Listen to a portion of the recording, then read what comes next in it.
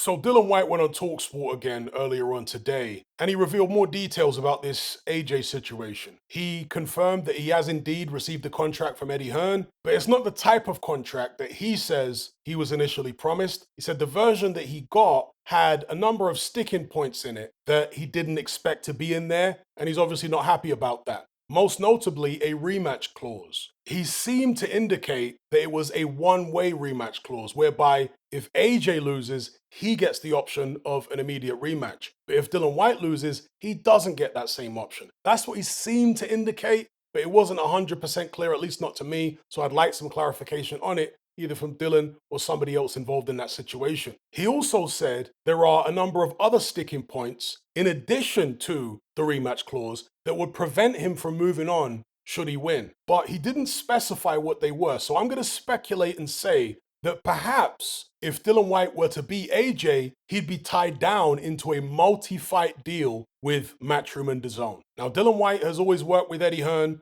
on a fight-by-fight basis previously, but circumstances have changed for Matchroom and circumstances have changed for DAZN. So not only are they now tightening their purse strings, but they're also getting a little less flexible with the fighters they deal with. They want more insurance. Back in the days, I can hardly ever remember Eddie Hearn having multi-fight options on opponents he would bring in to face his fighters. In some instances, there might be an immediate rematch, but these days it's like 3, 4, 5 fight options that Eddie Hearn seems to have on some of these guys that he brings in to face the Matchroom fighters. We've also seen Eddie Hearn start to make it more difficult for fighters to leave him. Lawrence Okolie being the best example, whereas in the past, it was all very easy come, easy go with Eddie Hearn. So again, maybe a stipulation in the contract for Dillian Whyte, if he wants the AJ fight, is if he wins, he's tied down to Matchroom for, let's say, 3, 4, or 5 fights. Something he's never done before. Something he might feel very uncomfortable about. Because think about it. If there's no rematch clause in the contract and he beats AJ, he might be able to replace AJ and fight Deontay Wilder in Saudi Arabia. Surely Eddie Hearn is going to want a cut of Dillian Whyte's purse in that instance. Or perhaps Dillian Whyte, if he beats AJ, goes and signs a long-term deal with Ben Shalom. So again, this is me speculating because Dillian Whyte didn't specify what these other sticking points were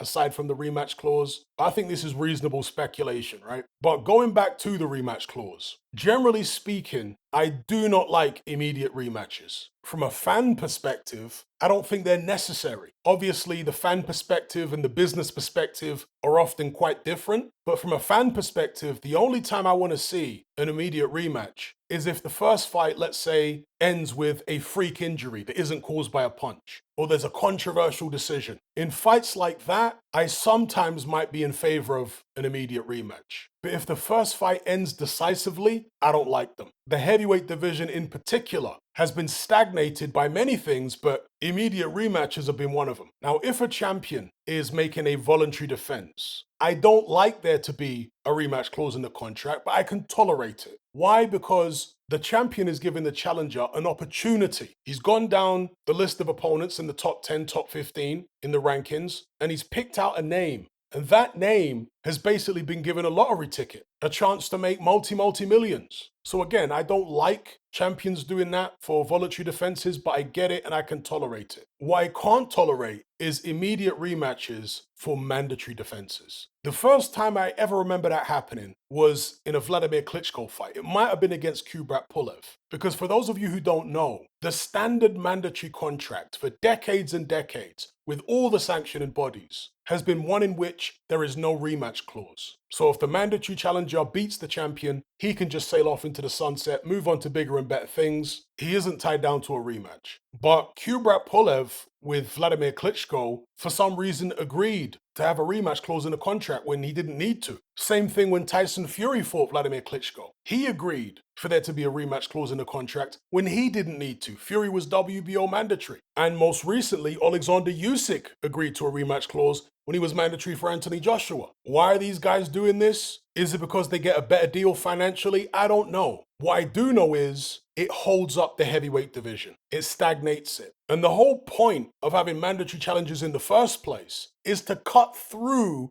all of the boxing politics where certain champions are protected by their promoters and kept away from certain fighters. or when a challenger does manage to beat a champion, so that he doesn't become effectively owned by the promoter whose champion he beat. And for the fans, it's supposed to produce more competitive bouts for the world title. So the champion isn't just cherry picking every single time he defends his belt. When it's a mandatory, he's going to have to face somebody that's supposed to be legit. That's the idea of having mandatory challengers. It keeps the division moving. It stops things getting stagnant. It introduces a wild card, if you will, into the equation. Somebody who can come in, upset the established order, and turn the division on its head. It makes things exciting. Anyway, as far as the rematch clause for this specific fight between AJ and Dillian Whyte, I would prefer there to be no rematch clause. But if there has to be one, it should be a two-way rematch clause. Anthony Joshua is not a champion anymore. Yeah, he's still a much bigger commercial draw than Dillian Whyte for sure, but he's nowhere near the commercial draw he used to be. To put it in perspective, I saw Gareth A. Davis on TalkSport the other day. I don't know how accurate this is, but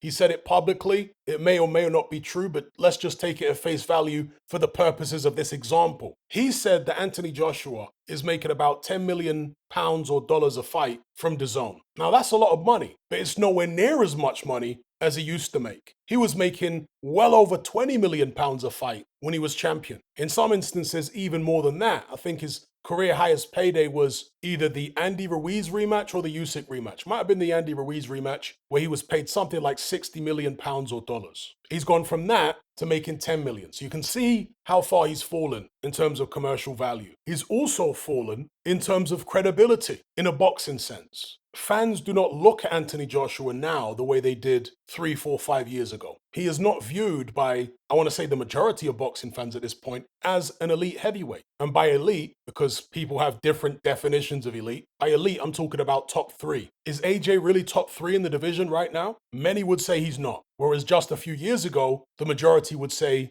he is. If Anthony Joshua were fighting Deontay Wilder next, with no fight in between, straight into the Wilder fight in December, I could understand there being a rematch clause in the contract for that fight. I wouldn't like it, but I could just about tolerate it. Because if AJ were to lose to Wilder, depending on the manner of the defeat, he might still be viewed as, let's say, a top 5 heavyweight or a top 6 heavyweight. He might still be able to command big purses. Again, depending on the manner of the defeat, he might even redeem himself in the eyes of some. Because there are many who expect Anthony Joshua to just get wiped out in one round by Wilder. If he does much better than that, he might actually go up in some people's estimation, or many people's estimation. Same thing with Tyson Fury. AJ should not be given the option of an immediate rematch if he loses to Tyson Fury, because AJ would be the challenger in a voluntary defense for Fury. But if there was one for AJ, and let's say he lost to Tyson Fury but gave a good account of himself, his value would still remain relatively high. And so a rematch would be something that maybe some of the public would be quite interested in, but Dillian Whyte isn't anywhere close to the level of Tyson Fury. If Anthony Joshua were to lose to him, it's over. Any bit of credibility that AJ has left,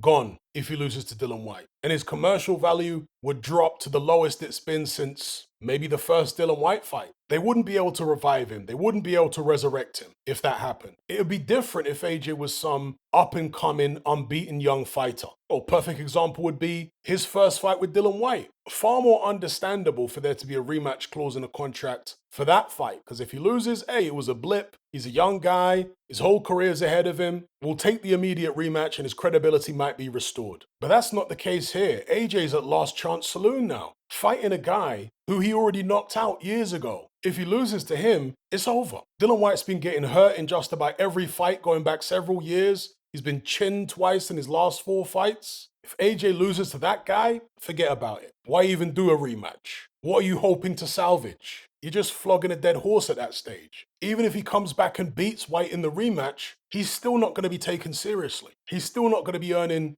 anything close to the money he used to earn. The Deontay Wilder fight is still probably gone. The Fury fight, probably gone at that stage. So I'm saying the only kind of rematch clause that I could tolerate in the contract between AJ and Dillian Whyte, for one, it would have to be bilateral, so both of them get the option of a rematch. And for two, it would have to be only applicable in exceptional circumstances, such as a really close decision or a freak injury, not caused by a punch. Anything outside of that, there shouldn't be a rematch. The winner should just be able to move on That's what's best for boxing. It might not be what's best for Eddie Hearn and DAZN, but it's what's best for boxing. Now, there are some who believe that this rematch clause stuff is just Eddie Hearn and Anthony Joshua playing for time, trying to run down the clock so they can shake Dillian Whyte off their tail and fight Ajit Kabayel or somebody else instead. There are many who believe that Eddie Hearn and Anthony Joshua are doing what Tyson Fury did with Usyk, making unreasonable demands and trying to get out of the fight with Dillian Whyte. I'm not sure if I agree with that. I'm not saying I don't, but I need some more information to come out first before I come to that conclusion. I did, however, come to that conclusion last year. You guys remember when Tyson Fury offered AJ the fight in December 2022, and Eddie Hearn and AJ seemed to be dragging their feet. I accused them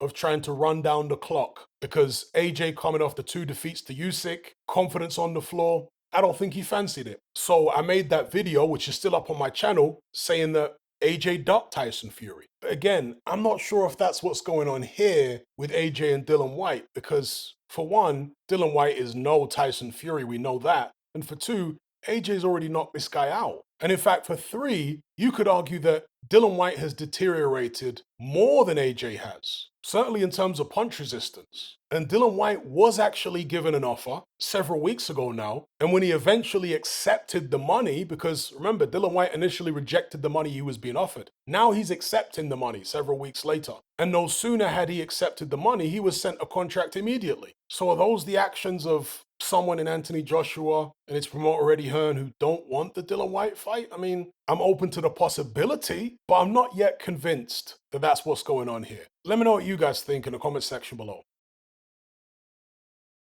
Are you sick and tired of the mainstream mindset? Does the dogmatic conformity and pathological ignorance have you tearing your hair out in frustration? Then don't be alone. Come and join our brotherhood on Patreon.